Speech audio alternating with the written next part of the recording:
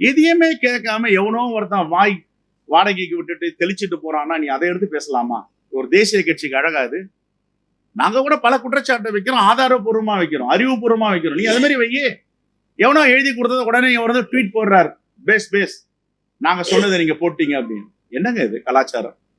எங்க போயிட்டு இருக்கு? அதனால தலித் மக்களுக்கு எதிராக RSS உடைய அடக்குமுறை இது ஒரு மறுவடிவம் பெற்று இது மாதிரி ஒரு அடக்குமுறை. செல்வ பிறந்தகைக்கு எங்க வந்தாருங்க? முதலமைச்சர் அன்னைக்கு என்ன பேசினார் அந்த இனாகிரேஷன்ல? அவர் செல்வ பிறந்தகைக்கு தான் முதல் இதை பத்தி பேசினாரு சட்டமன்றத்துல. என்கிட்ட என்ன அது டெல்லிக்கு போயிருக்க ஒரு கூட்டத்துக்கு பத்திரிகை படித்தான் அரவிந்த் கெஜ்ரிவாலுடைய அரசுடைய சாதனைகள் பத்தி போட்டிருக்காங்க. முதல் சாதனை, தினமும் கால் சென்டருக்கு 2000 கால் வரும்.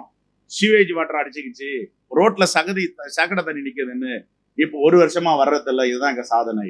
2வது சாதனை, யாரெல்லாம் மலைக்குழியில் இறங்கி விஷவாயு தாக்கி தலித் மக்கள் இறந்தாங்களோ அவங்களுக்கு நவீன வாகனங்கள் கொடுத்து முதலாளி ஆக்கியிருக்கோம், என்டர்பிரைனர் ஆக்கியிருக்கோம்.